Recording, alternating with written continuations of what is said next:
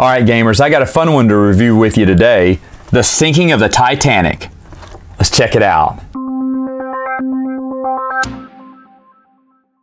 In the game, you're playing as one of these lovely 4 sea captains here. You're trying to save 2 passengers, collect 2 water and 2 food, and get them off the Titanic safely into a rescue ship that will come eventually.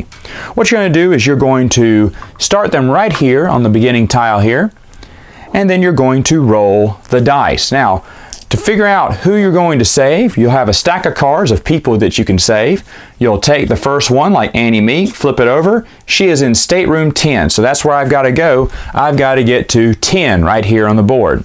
Now, after you save that character, you can actually get the next one off the top deck. So Master Percy, he's in 18.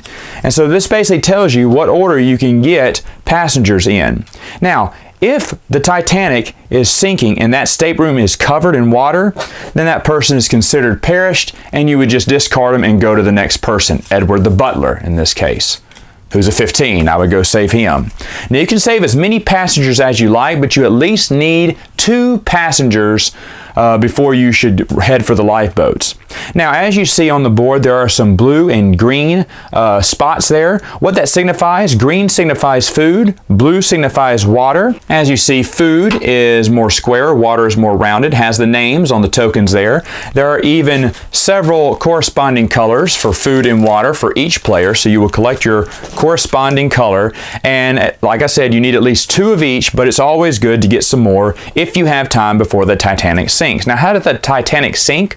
Well, every time you roll dice, whenever you roll a 1 or a 6, you have to sink the Titanic. Now here, I rolled a 1 and a 6. That means the Titanic sinks twice. And what you would do is you just move the little player board down 1 level, or in this case 2 levels, and watch as it slowly descends into the murky, cold depths of the ocean. Now, like I said, every time you roll a 1 or a 6, or double 1s or double 6s, you are going to sink that Titanic.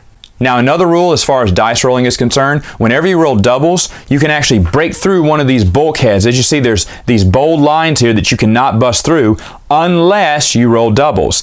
This helps somebody, let's say we're playing the game, they've been sinking for a while, and they are trapped in 8. If you see here, there's 8. And let's say there's one guy here. Now he's trapped between 3 bulkheads. He cannot get out. And if he hits the water, he'll start swimming without a lifeboat, which I'll get to in a minute. But if he were to roll doubles, he could break through that bulkhead and escape and keep moving around to save passengers or collect food and water if he needs to. Now, when you think you've gathered enough, you're going to head up to one of these little lifeboats and stick in it and then just wait out your turn.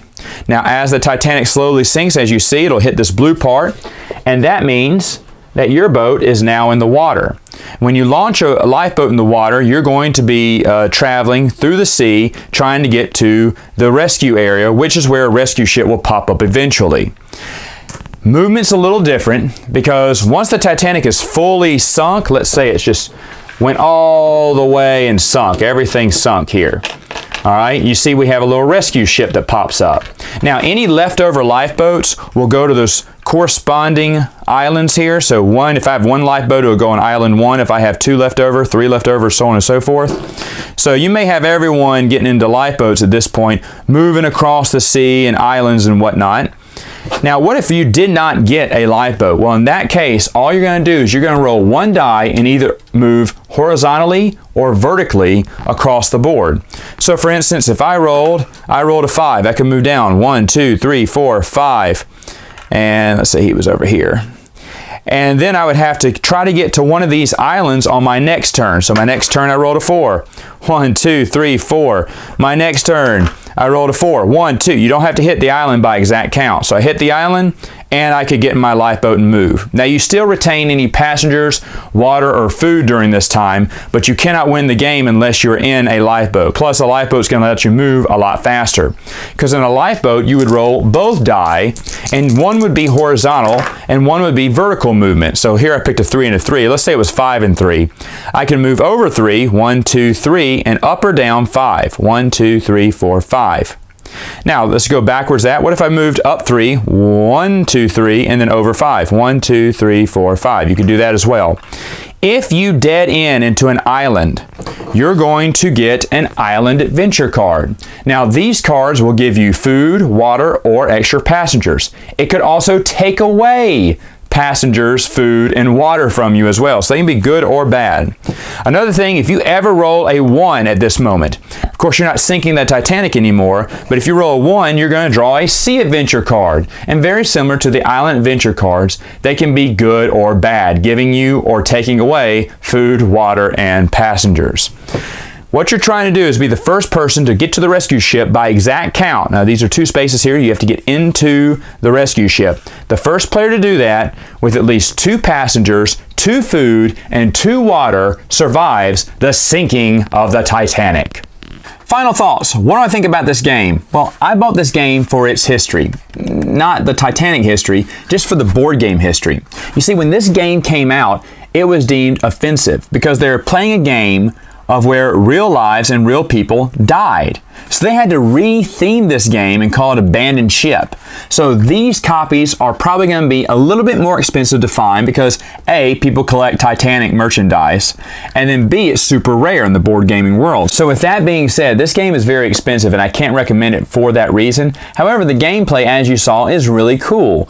It was really inventive that the game not only takes place on the ship, but off the ship. Now, it is kind of wild when you hit an island and cannibals eat your passengers. But I guess they felt like, hey, we can do more than just sink the ship. And I appreciate the creators going a little above and beyond there. Now, this is a kiddie game. There's not much to it. It is fun, but after a while, it could get annoying to play. Again, I got it because of its controversy that it set back in the day. Can you imagine someone making a board game about the Twin Towers? You know, so I can understand why people would be upset about this. Nowadays, I don't think anyone would care because it happened so long ago, but who knows. Is the game fun? Yes, but like I said, it does get repetitive after a while. So if you did get a copy of this, I would say play it sporadically and you'll still have fun. All right, gamers, that's all the time I have for now. Until next time, game on.